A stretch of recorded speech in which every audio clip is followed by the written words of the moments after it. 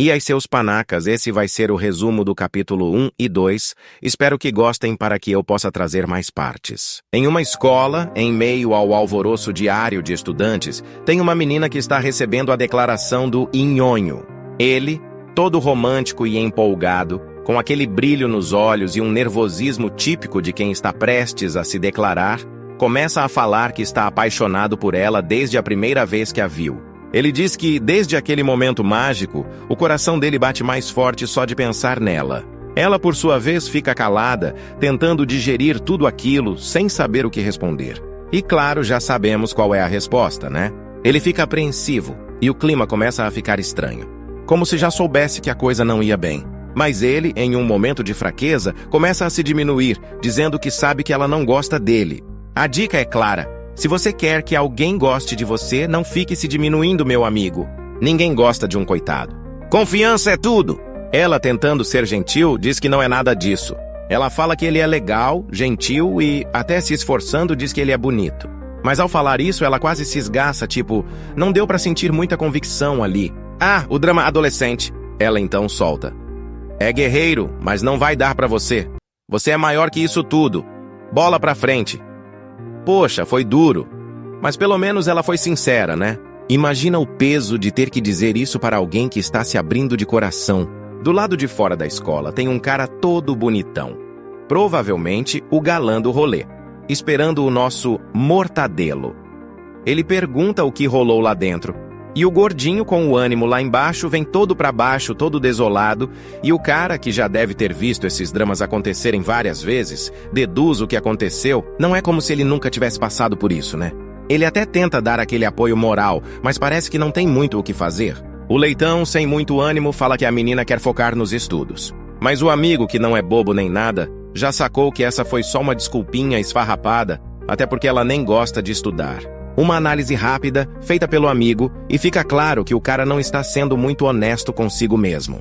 Aí, do nada, aparece um bosta mais rápido que o Lula quando vê um imposto. Mas o gordito, em uma postura quase heróica, não muito, mas vai, segura a bola como se não fosse nada. Lá ele vai, como se fosse o dono da rua, mas no fundo fica se perguntando, por que isso sempre acontece comigo? O amigo concorda, é claro, e diz que isso é um mistério, tipo um enigma da vida. O maluco é bom em todos os esportes, calcula todas as calorias dos alimentos na hora de comer, faz mais exercício que o Ramondino e ainda assim continua gordo. Isso sim é um mistério sem solução. Ele pergunta ao amigo se o gordinho já foi no hospital e ele responde que já foi várias vezes, mas sempre a mesma coisa. Os médicos falam que é só genética. Você não tem a genética dos deuses, meu chapa. Então ele chega em casa e olha para a foto dos pais, sabendo que provavelmente não é genética.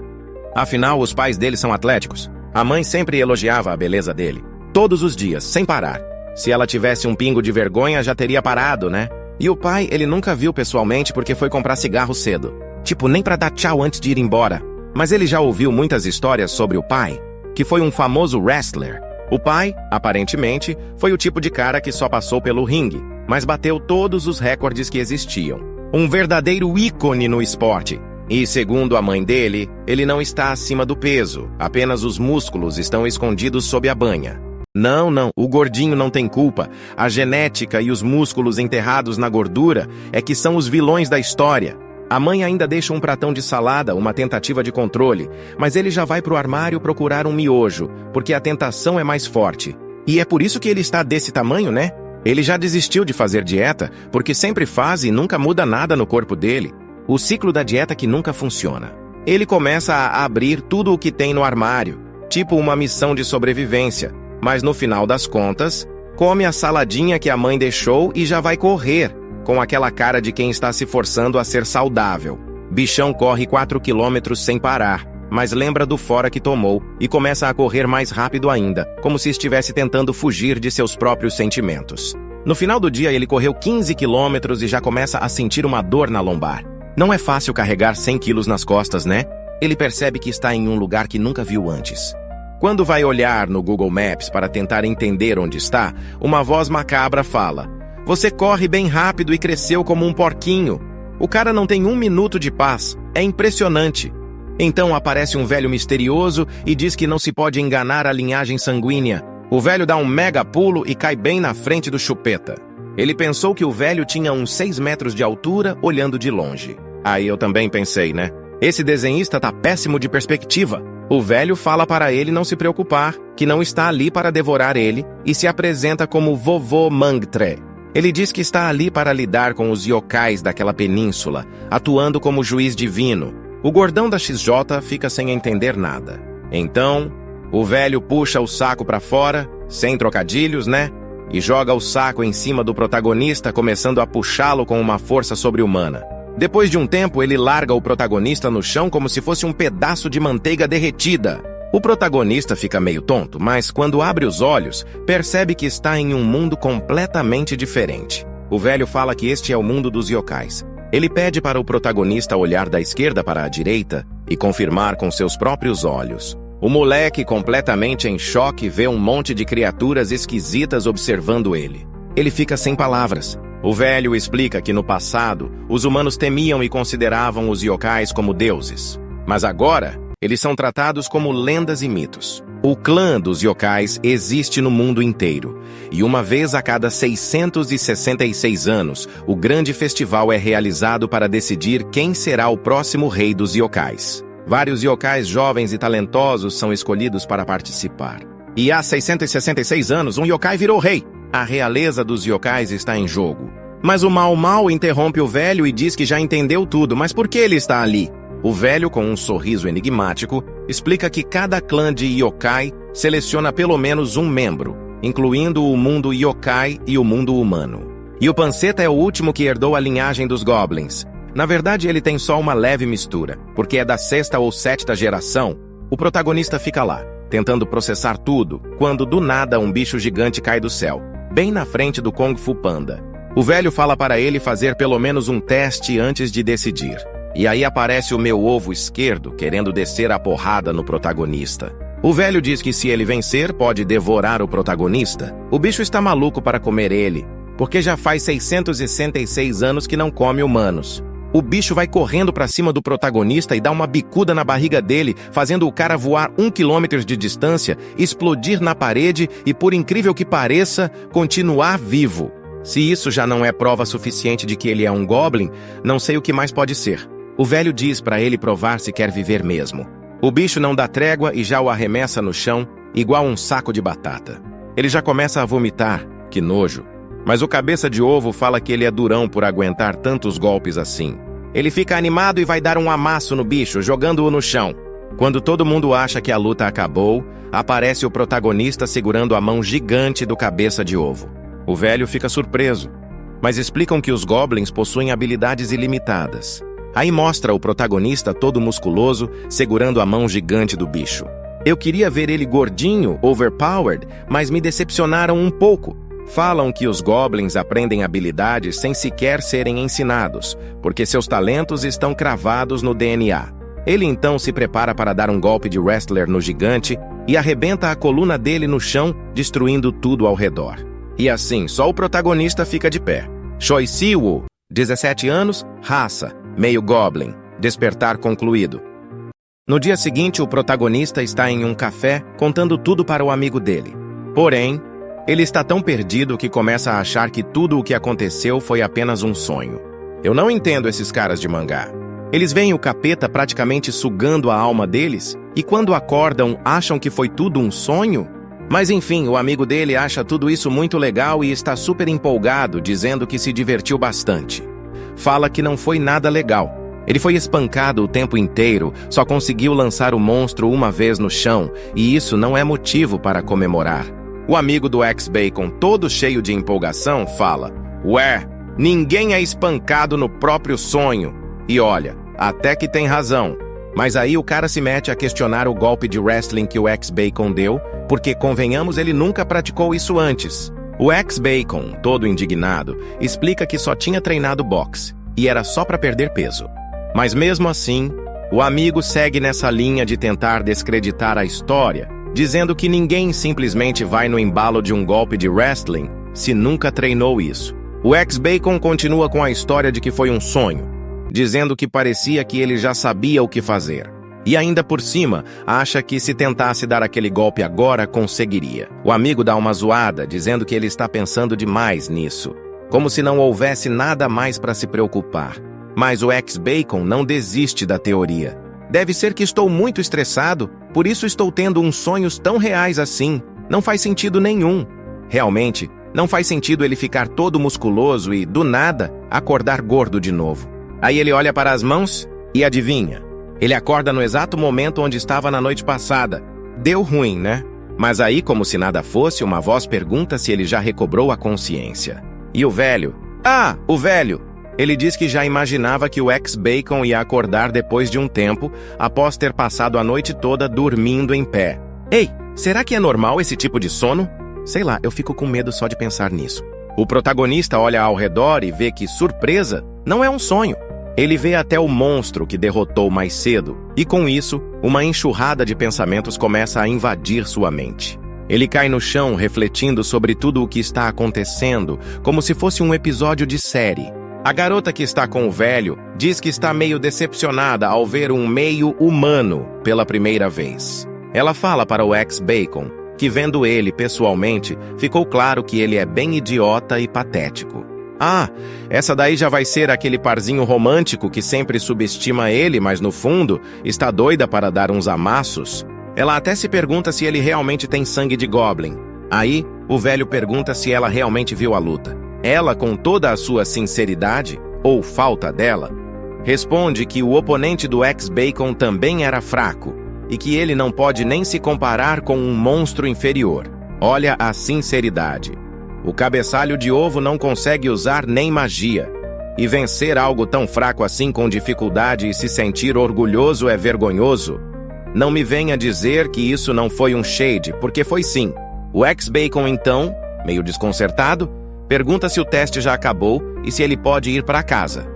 Aí o velho, em uma cena totalmente dramática, se aproxima rapidamente só para se exibir e fala que o ex-Bacon foi admirável.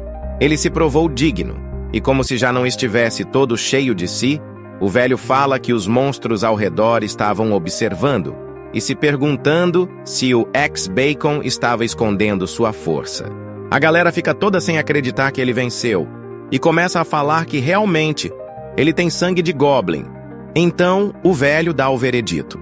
O humano que estava ali de pé foi o vencedor da luta. E agora, diante de centenas de monstros como testemunhas, ele é um monstro também. E para quem ainda estava em dúvida, o velho declara: agora você é oficialmente um monstro, e manda a galera espalhar a palavra para toda a península. Os monstros começam a ir embora, ainda incrédulos por finalmente alguém com sangue de Goblin ter aparecido. Mas, claro, o ex-Bacon só queria saber de uma coisa: voltar para casa. Ele até começa a se perguntar o que faria se não deixassem ele voltar. E aí a mina de cabelo branco, sem paciência nenhuma, fala para ele parar de ser burro. Agora você é um monstro. Pelo menos tenha alguma habilidade para esconder sua verdadeira identidade entre os humanos. Ela até faz questão de explicar que é impossível um monstro com menos de 500 anos de idade ir até o mundo humano.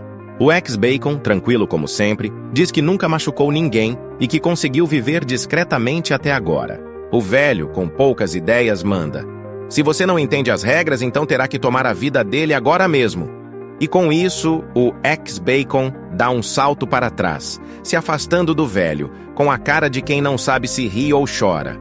O velho, com uma cara séria, pergunta se a mente do ex-Bacon está mais clara agora, dizendo que, independente de como ele se via antes, o corpo dele agora é de um monstro. E, para completar, o velho solta que o poder dos Goblins é o melhor entre todos os monstros, embora o poder do ex-Bacon esteja mais para o nível de um bebê Goblin. As capacidades dele são dezenas de vezes superiores à de um humano normal, diz ele. E com esse poder, um errinho pode acabar com a vida de vários humanos. Mas claro, o ex-Bacon não está disposto a esperar 500 anos para voltar ao mundo normal. Então o velho revela que, na verdade, ele só precisa esperar meio ano.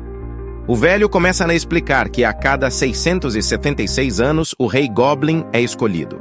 A lei dos 500 anos foi criada pelo rei anterior.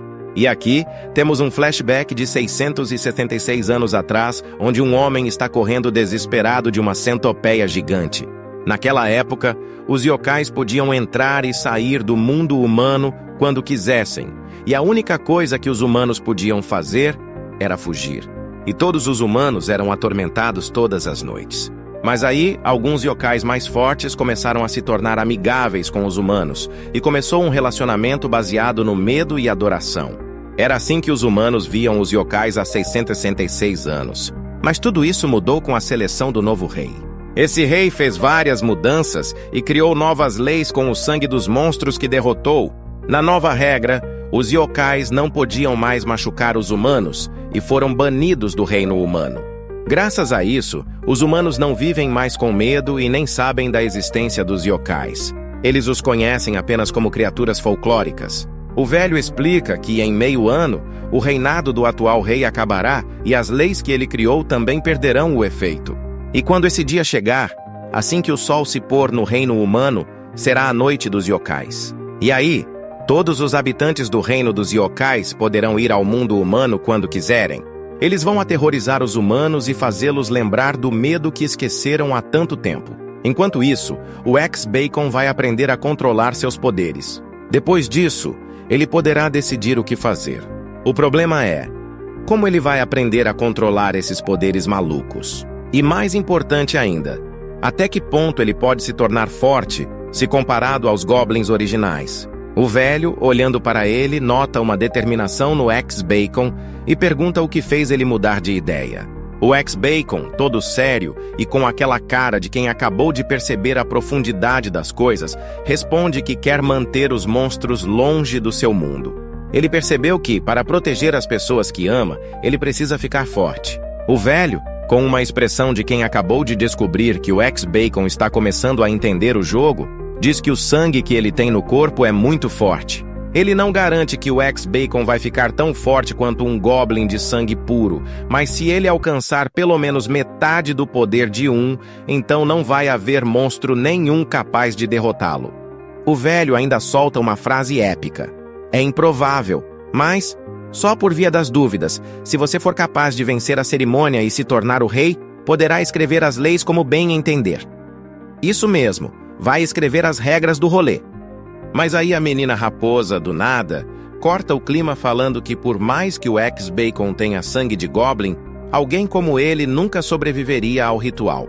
O velho, como se estivesse num daqueles momentos épicos de anime, manda ela se apresentar. O nome dela é Seowa. E adivinhem, ela vai ser a representante do povo dela na cerimônia. Ela pergunta o nome do ex-Bacon, mas nem parece interessada, só falando que não quer ver ele de novo. Ela diz que se decepcionou só de ter ido conhecê-lo. Bem, dá para perceber que ela está jogando charme. Ou não. Eu diria que ela só não sabe pedir o que quer ainda, mas tudo bem. Ela ainda ameaça, dizendo que se ele continuar falando essas coisas sem sentido sobre vencer a cerimônia, vai acabar deixando ela irritada. Não sei vocês, mas esse papo de não me irrita é clássico, né? O velho, com aquele jeitinho dele, fala que a Seowa quer visitar o reino humano, mas que está atrás do ex-Bacon para ser avaliada para a cerimônia. O ex-Bacon, todo pensativo, se pergunta se o velho não tinha dito que, em meio ano, qualquer yokai vai poder ir ao reino humano de qualquer jeito. Porém, a guria, toda snob, fala que nem deveria estar fazendo um teste, porque ela é boa em artes marciais e magia, e tem vários candidatos mais fracos que ela que já foram aprovados. Gente, que atitude! Ela não perde a oportunidade de se achar a última bolacha do pacote, né? O velho, com a paciência de um monge, responde que está muito ocupado indo até o reino dos humanos, e por isso está sem tempo de avaliar ela. Mas a Seowa acha que isso é só uma desculpa para o velho ignorar ela. O velho, como se tivesse lido os pensamentos dela, diz que não é verdade, pois ele a chamou ali, e que não tem motivo para ceder aos caprichos dela em um momento tão importante como o que está vivendo agora.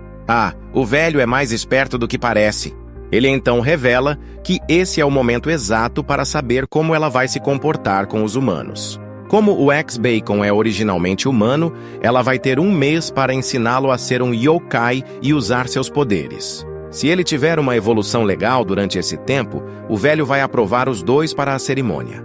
A Seowa, claro, fica bolada com a ideia de ter que ensinar um panaca como o ex-Bacon. E lá vai ela reclamando porque o que mais ela sabe fazer é falar mal de todo mundo. O velho, sem perder a compostura, diz que se ela não quiser, é só ficar quietinha até o momento da cerimônia. E aí, ela vai sair atrasada por alguns meses. Ih, minha filha, vai querer ou não? O velho não está para brincadeira. Ele também manda que esse será um feito quase impossível e sai de cena, deixando uma baita tensão no ar. A Seolwa, completamente irritada, pergunta para o ex-Bacon se ele sabe o que é a força de um yokai. E claro, o ex-Bacon não sabe de nada, ele é só o novato do rolê. Aí, o cabeça de ovo, o nome desse cara é perfeito, sério, se levanta. Ela, já começando a perder a paciência, pergunta o que ele tem, com essa cara de panaca. O cabeça de ovo, com aquele jeitão, fala para a Seolwa que o ex-Bacon é só dele e pergunta para onde o velho foi. Ele ainda diz que a luta não acabou, mas a Seolwa não perde tempo e humilha ele, falando que é por isso que o clã dos cabeças de ovo é tão fraco. Ah, a Seolwa não tem papas na língua? Mas como já era de se esperar, o cabeça de ovo, com sua limitada inteligência, dá uma maosada no pé do ouvido dela. E lá vai ela, ficando ainda mais irritada. A Seolwa, agora com um pouco de paciência, quem diria, começa a explicar para o ex-Bacon que, ao contrário dos humanos, que não tem uma hierarquia entre as raças, entre os yokais, as linhagens e o potencial de cada raça são extremamente significativos. Desde as habilidades latentes até as habilidades únicas que cada raça possui, esses são os fatores que determinam os ranks no reino dos yokais. A coisa toda é meio que um ranking entre as raças, tipo um campeonato de forças, sabe? Desde que os goblins de sangue puro desapareceram, ninguém decidiu qual outra raça deveria estar no topo do ranking. No entanto, se os yokais deixassem o orgulho de lado, a maioria deles daria a mesma resposta. Aquelas bestas arrogantes, as raposas de 9 caudas. Elas são consideradas as mais próximas do topo do reino yokai.